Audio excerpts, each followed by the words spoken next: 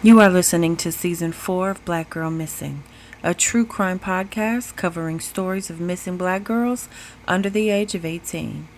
When black girls go missing, their cases are severely underreported in mainstream media. Join us as we dig deeper, ask questions, and provide unconsidered context. Due to the sensitive and sometimes graphic nature of these cases, we advise you to please use caution when listening.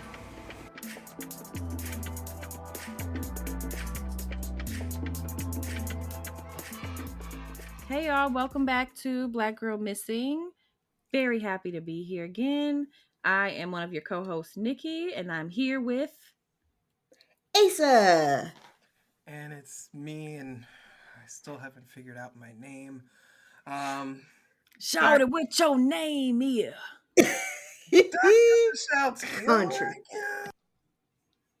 All right, so we're so happy to be here. I petitioned my good sisters to do a special episode today because, first of all, we care about when all missing girls go missing, and we heard about a story of a young girl named Emily Pike, who was an indigenous girl.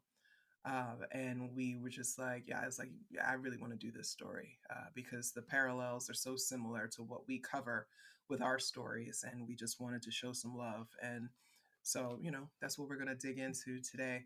We are going to be talking about Emily Pike. Emily Pike was 14 years old when she went missing in Globe, Arizona. She was last seen January 27th, 2025, at her group home, which is located in Mesa, Arizona, near Mesa Drive and McKellips Road, after she was leaving the group home on foot. At first, she was reported missing or as a runaway for about 2 weeks. Then people became really concerned. Now, to go back a bit, Emily's mother, Stephanie Dosella, described her as a very happy and kind person. Emily loved painting, she loved art, she loved to draw. Emily was hoping to go to college and pursue her love of art. Her grandmother, Agatha Quee, who I believe is her paternal grandmother, told news reporters that Emily was always a nice, sweet, quiet girl who got good grades. Emily had some struggles, though. She was from the San Carlos Apache Reservation, and her roommates said that she came to Mesa due to her struggles with mental health and because there were better resources to help in the valley. She'd been at this same group home at least 2 times. And while she was there, this last time, Emily began taking guitar lessons, which she really seemed to enjoy. And that makes sense given that she's artistic in nature. The roommate, whose identity is being kept secret because of her age, said Emily left the home in late January because she wanted to visit a boy she met while taking guitar lessons. She said at the time that Emily left, a church group was conducting activities at the group home, which provided a distraction for Emily to sneak out and meet the boy. When she didn't return, she was reported by the group home as missing and possibly a runaway. Now, Emily's remains were found on Valentine's Day of this year. They were found about 20 miles away northeast of Globe, which is where she's from, and about 100 miles away from the group home on Route 60 at milepost 277 on Forest Service Road number 355 in northeast of Globe. Her head and torso had been severed and found in one bag. Her legs were found in another. An autopsy showed visible face and head trauma. They haven't found her arms yet. The roommate believed, based on where Emily was found, that maybe she was just trying to get home to the reservation.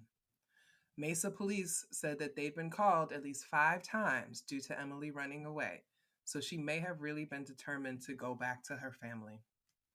The family, including her other grandmother, Frida DeSela, her mother, Stephanie DeSela, and her siblings Jasmine, Destiny, and Damari, set up a GoFundMe that raised $27,000 before it was closed. I haven't found any mention of Emily's father in any of my research, but it's clear to me that the family was struggling. According to the Mesa Police Department, this group home alone reported 30 children as missing over the past 3 years. That's my first red flag.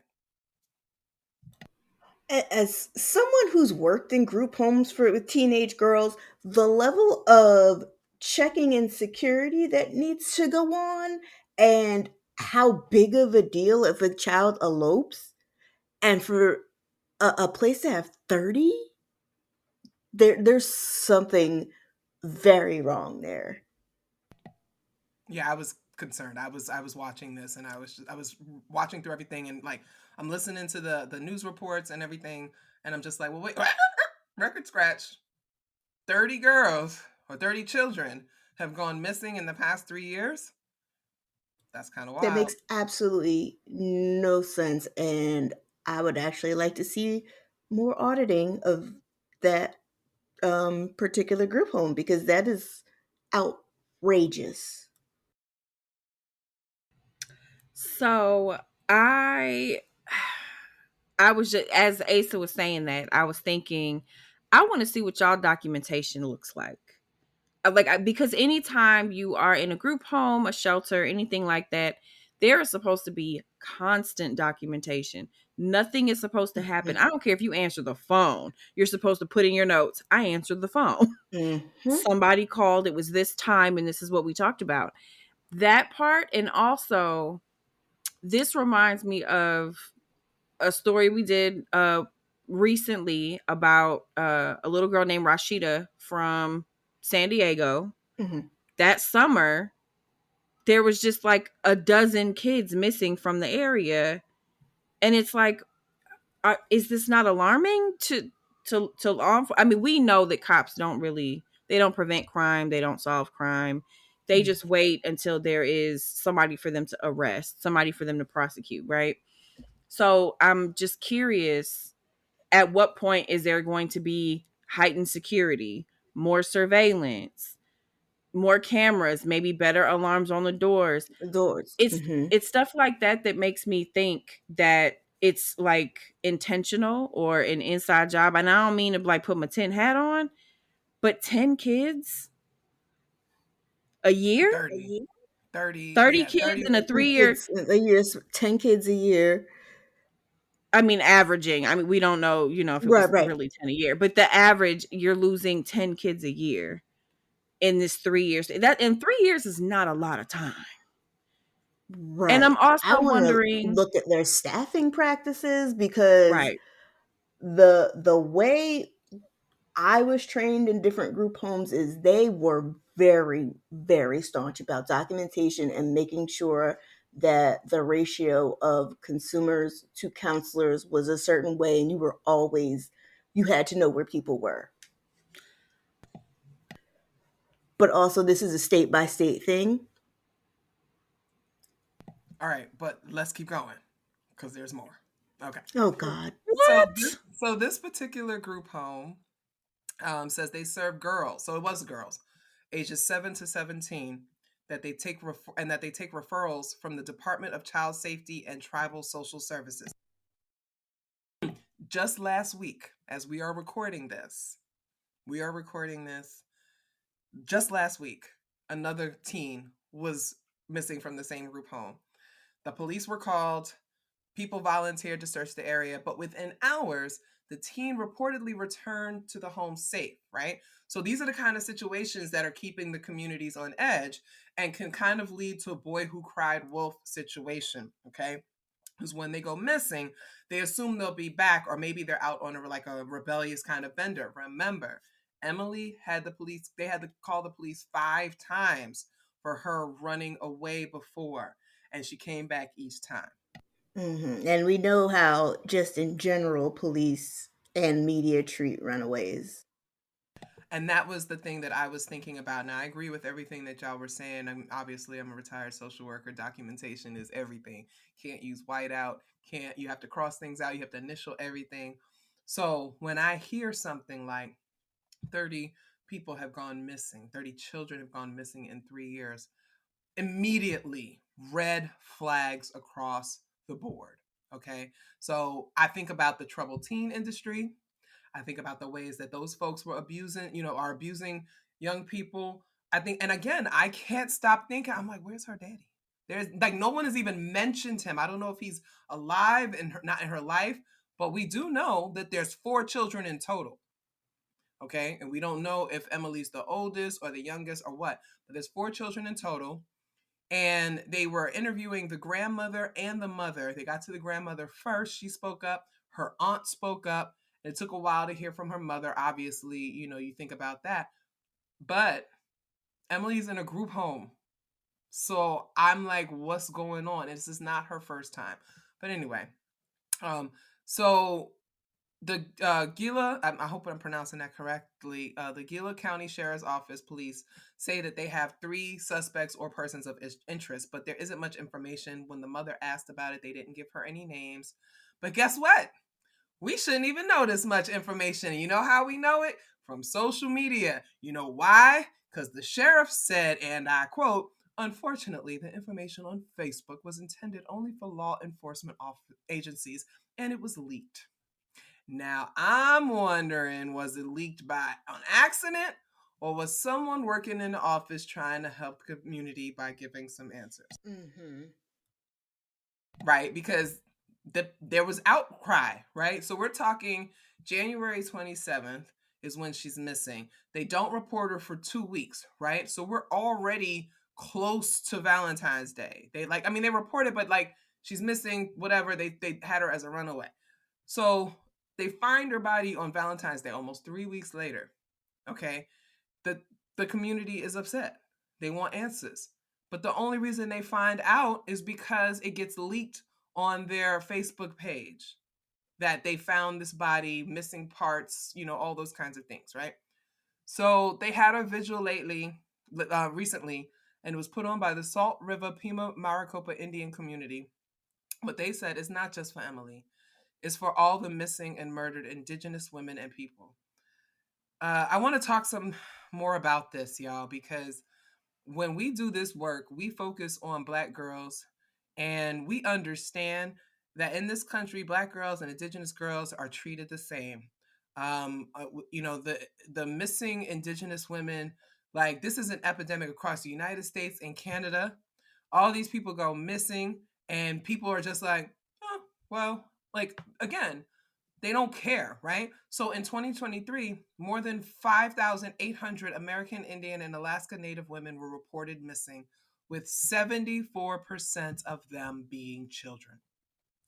Homicide is the number 3 leading cause of death for American Indian and Alaska Native females between the ages of 10 and 24.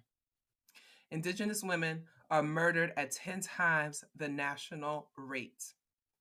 Florida has reported 784 missing Indigenous people, while Arizona reported 24. Arizona has the second highest population of Indigenous people who only identify as Indigenous, with 12.4% of that population. That is high, okay? And then the national poverty rate for that group is 27%.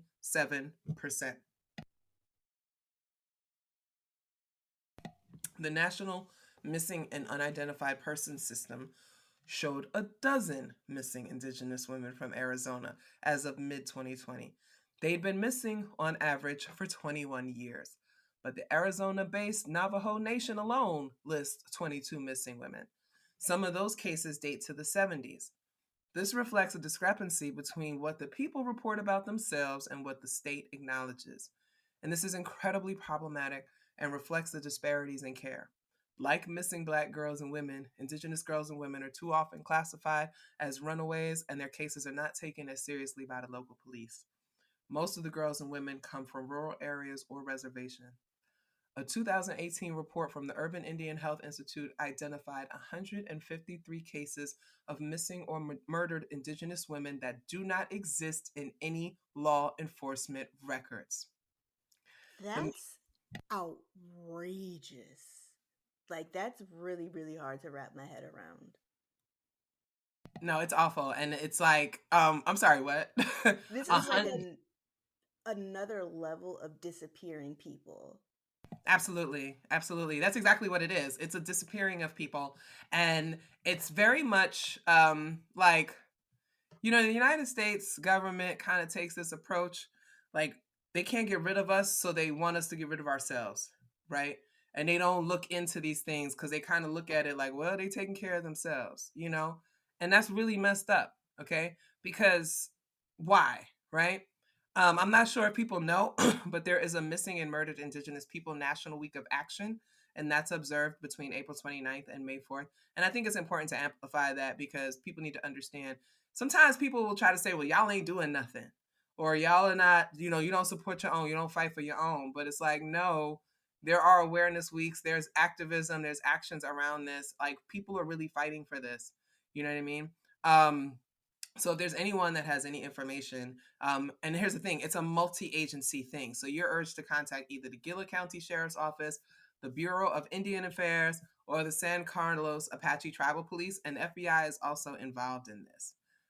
So yeah, so that's the case of Emily Pike. I got a lot of questions, y'all. I don't know about y'all. Okay, so this is not a question because that's there's just so much there. But in something that the algorithm got right for me like a year or two ago was, they show me skate content because I'm a skater, and I stumbled upon this profile, skeet underscore fighter, and she skated across the United States to bring awareness to the missing and murdered indigenous women. She currently, her and her husband, created a documentary, the Wheels of Change docu-series, that I just want people to know about. It's on YouTube. They fully funded it themselves, and they have new episodes on YouTube every Thursday at 6. But she's been a huge source of information for me, specifically about missing and murdered Indigenous women, because that is her whole profile, and she wants people to know that Indigenous people aren't, you know, some missing error from your history books. They're still here, and you know, think people need to pay attention because they're still under attack. There's still an active genocide going on. There's been a systemic disappearing of indigenous people since them colonizing motherfuckers got to this land. From the moment they set those rancid ass blue eyes on the land from the boat, they had murderous intentions. We cannot stop saying that, right? Like, we get into a lot of conversations, political conversations, things about the United States government. They say, oh, you can't say, like, now they're trying to ban you from saying that the United States is inherently racist. It is. It is fundamentally a racist nation. The United States does not exist without racism, because only racism compels you to exterminate an entire group of people or try your best to. Only racism compels you to enslave an entire group of people based on their race.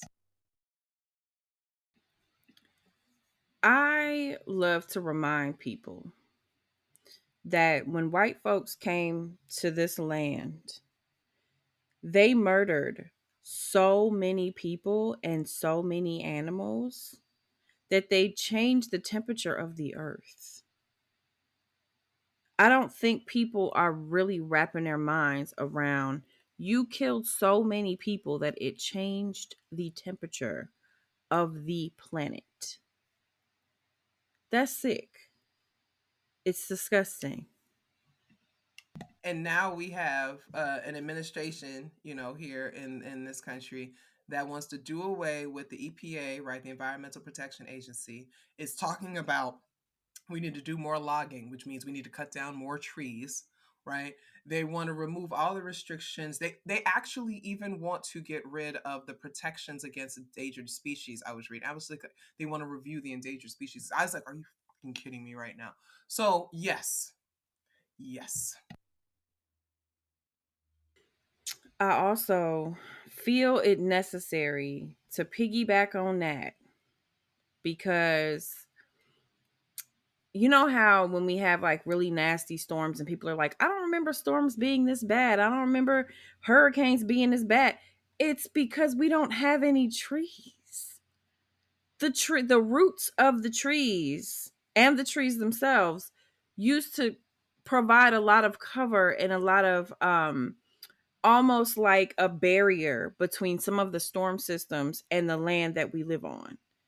So when you're looking at all of this coastal erosion that indigenous people have been complaining about for years, like we are chipping away. And when I say we, I mean white folks. I don't talk about us.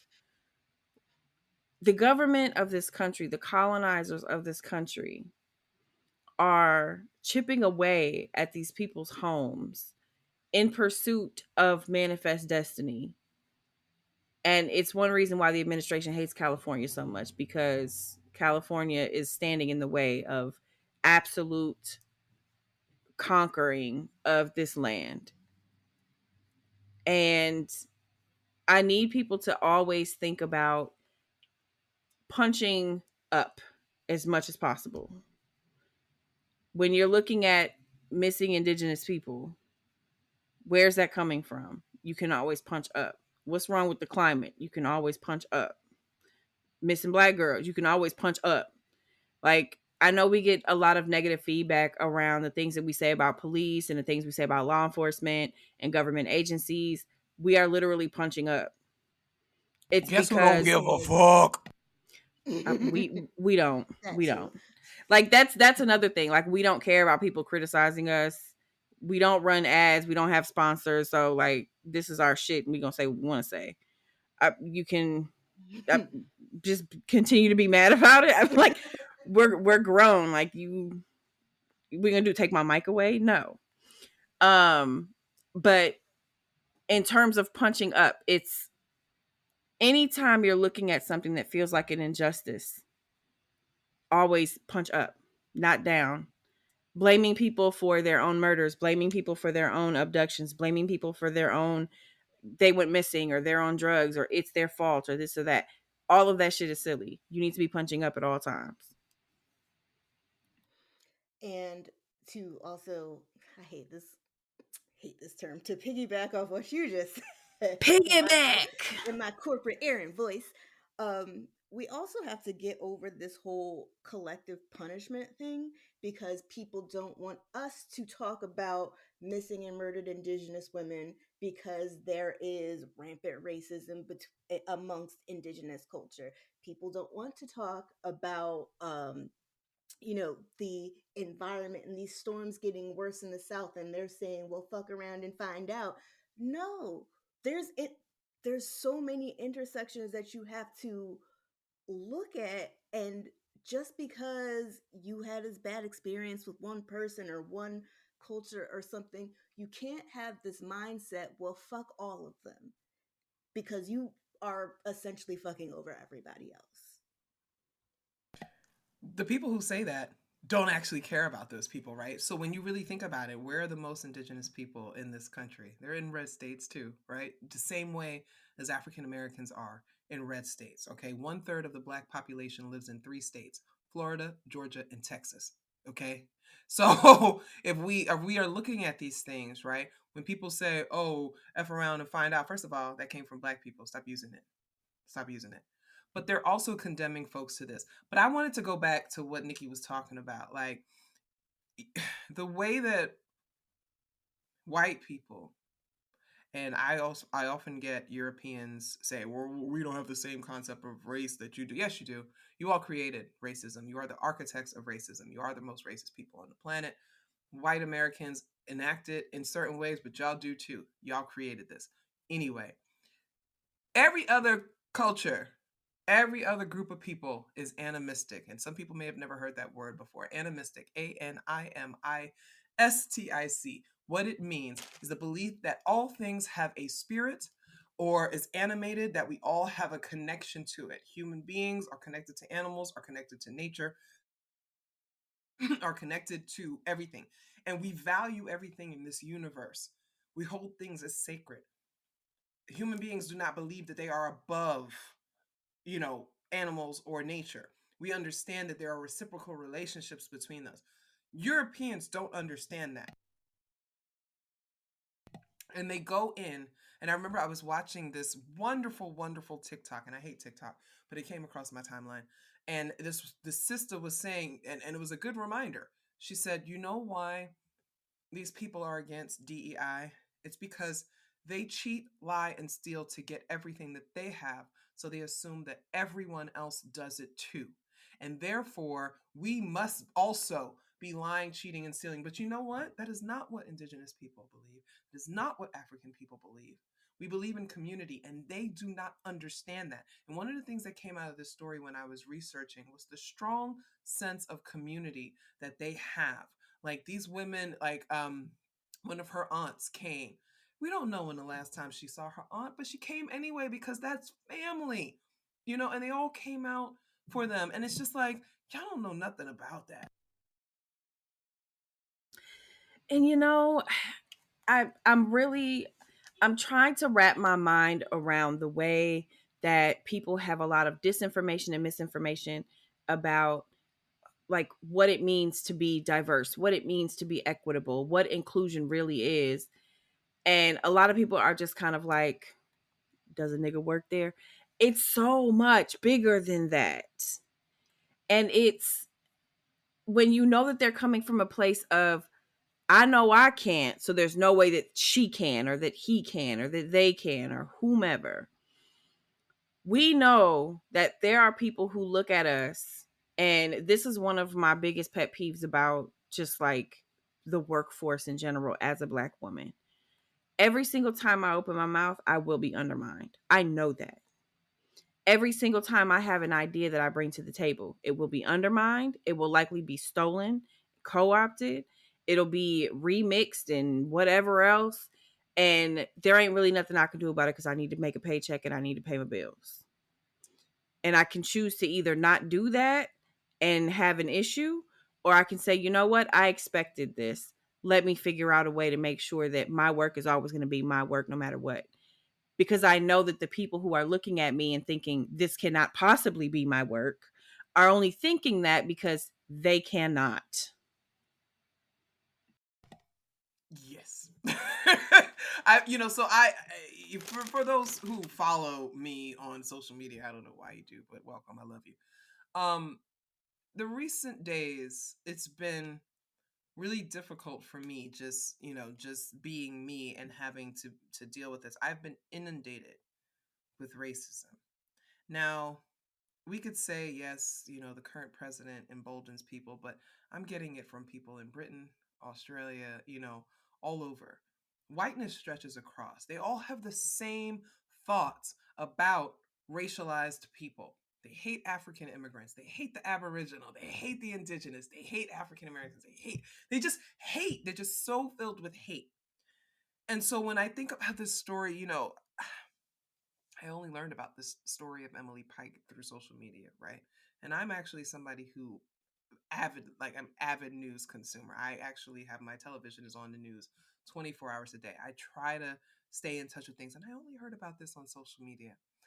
And my heart broke because I was like, what the hell?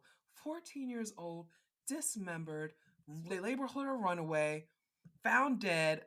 We just had the show with the babies that was found by the pool, I mean, not the pool, the water, you know what I mean? And I was just like, this ain't much. This could have been one of our babies. You know what I'm saying? And it just really, it touched me in a sea of everything that is going on in this world and in this country, and everything is collapsing around us. This is what broke my heart. And what does that say? That says that we are prepared for racism. We are prepared for this system. But then they, this little girl, and I was getting emotional even just writing this, because I'm just like, we know this girl. Again, where's her father? There's no mention of her father in anything. And I'm telling y'all, I must have read 20-25 articles about this. Didn't get anything about her father. Okay, so maybe her mom was a single mom. There's 3 other siblings. The grandmother is the first one to weigh in. I'm describing Black people, right? Come on, right? And all of that is because of systemic oppression. All of that is because what they have done to us. The alcoholism among people on the reservations is out of this world. 27% poverty rate. Black people is 30%. What's the difference? And yes, within some indigenous communities, there is a lot of anti blackness, right? Because they too were taught that we were the enemies. But I know one thing, we share a common enemy, and we have a common predator. Now, we don't know anything. They don't know how she ended up mutilated or anything like that. All they know is that she snuck off with a boy and was found 100 miles away the from the group home, which was only 20 miles away from her reservation. So there's like an 80-mile difference. Okay, again, I just want to reiterate, folks. She went there to get more help because her roommates said they had better resources 80 miles away. Why are indigenous people living in places where they can't get resources for 80 miles? Right? This is the stuff I want us to think about.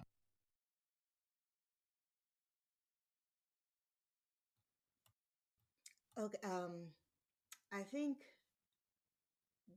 one of the things that most of us need to be able to do to even begin to fathom confronting all of this is being able to see ourselves and other people.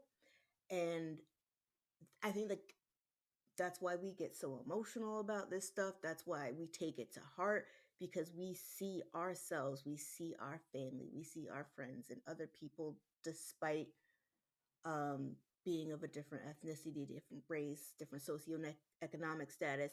And a huge part of why we just don't seem to be able to move the needle on any of this is that others have society in general has become so detached from each other. This whole individualistic shit has s- just crippled a basic part of our humanity.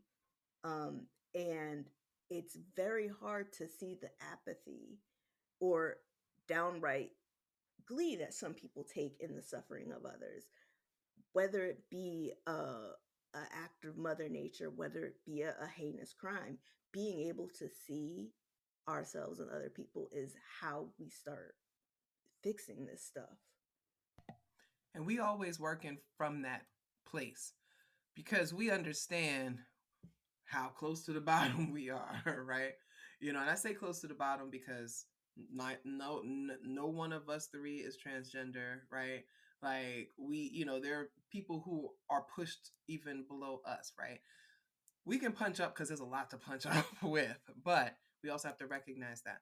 But we understand because we have empathy. And one thing I have learned in the last week, particularly as it relates to the news about these tariffs and how Canada may be cutting things off and stuff like that, and I'm seeing all these white people saying good, good. Well, I said I mentioned the wildfires. Shout out to everybody in Myrtle Beach and South Carolina, North Carolina, over 175 wildfires at the time of this recording, and I said we should have compassion for them, right? The same way I was saying we should have compassion for folks in Los Angeles when that was happening. You know what? I had hundreds of replies from people who saying that's what they get. They deserve it. They voted for Trump. All this stuff. And I'm just like, how did we get here? That you all are so callous.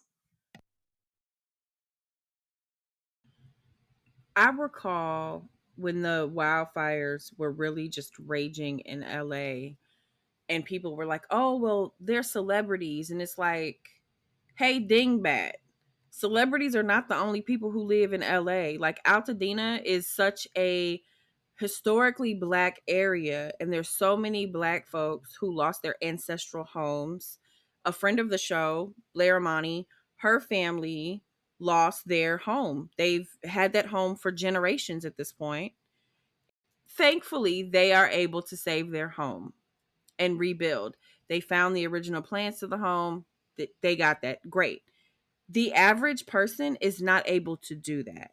The average person, regardless regardless of what their financial situation looks like, even if they are wealthy, because again, a lot of celebrities and a lot of wealthy people are cash poor. They do not have liquid cash.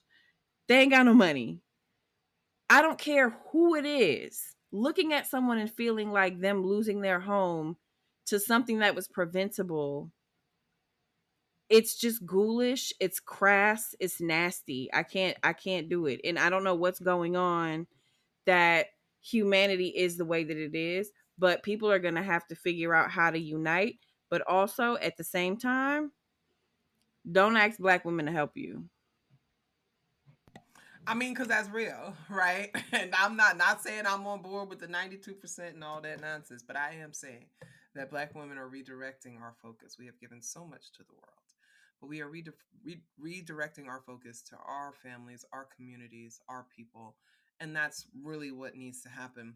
Um, I love what you said, and I'm really thinking about, what it's going to take for all of us to realize what we have one common enemy, and that is white supremacy, right? Um, every culture in this world has been taught to hate black people, and yet we continue to have empathy and to show up and to pour out.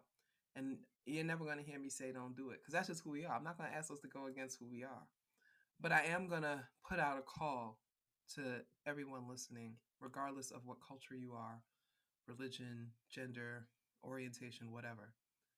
We are all we got. And I have my political blog, political theater with Dr. T, and I've been saying this over and over and over. Y'all have no idea what's coming. If you think our girls are missing now, like I don't like to sound like an alarmist, but I really need us to start taking this shit seriously. Everybody keeps referencing The Handmaid's Tale and Parable of the Sower and all, 1984 and all these things, Hunger Games. Now that shit is true. It's not supposed to be, like current events. It's supposed to be dystopian fiction. And yet here we are living dystopian novels. So our girls are definitely the most vulnerable. If you paid attention to Atwood, if you paid attention to these other folks, they start with them girls first. And but we don't even have to go there. We just have to go to American slavery. We just have to go back not even 200 years to see how the United States treats black and indigenous girls. Christopher Columbus, when he got here, you know why they got rid of Christopher Columbus? Christopher Columbus was sanctioned so bad back in Europe because he did so much disgusting, vile things to children and the people here that they were like, we don't want nothing to do with you, right? So And the from the animals. and the animals, nasty ass motherfucker. And so we from the beginning they have shown us who they are: savage, barbaric pieces of shit. We need to push them aside and we need to come together. My indigenous people, my people of the African diaspora, my Asian folks, cut the shit. Cut the shit. There are way more of us than there are of them, and they are going to go for our children first, our girls first. Their biggest fucking fear right now, excuse me, I hate to cuss. I hate to cuss. But their biggest fear right now is one, white replacement, but an even bigger fear than that is not having enough population to work and make money for their capitalist system. And so that is where all this anti-abortion, anti-trans, all this stuff is coming from because they said y'all ain't having enough babies, specifically white women. Y'all ain't having enough babies. But they need us to continue to have babies because they need to exploit our babies. I need y'all to wake up. I need y'all to see that we are going to have an uptick. Mark my words today, the day you listen to this, write it down. We are going to see an uptick in missing black and indigenous girls. 100%. We're going to see an uptick. We have to be vigilant. We have to work within our communities. We have to strengthen our community bonds because this can get out of control. But yeah, Emily Pike, this investigation is still going on, everyone. And we appreciate you, hearing us out. This is a special episode. Our hearts go out to her family. Our hearts go out to everyone who was touched by her loss. Um, I'm calling for an investigation of that group home. They won't release the name of the group home. They've learned how we are. Let's be honest. So I am calling for an investigation of that group home. Um, I think it's incredibly problematic that there's such a discrepancy between the numbers of women and girls that are declared missing by the indigenous people versus the state and the law. Um, and then they, yeah, definitely contact if you have any, information. And I just wanted to say, for this particular episode, we found the Arizona Family, the Arizona Republic, the Arizona Mirror, and KIII News very helpful for our research. We like to give credit. Thank you all for covering the story. It's become a national, international, even, because they were talking about it in Europe as well. It's become an international thing. But keep their names in the newspapers. If they can stop the world for white girls when they go missing and white women they go missing, they need to stop the world when indigenous girls and black girls go missing as well.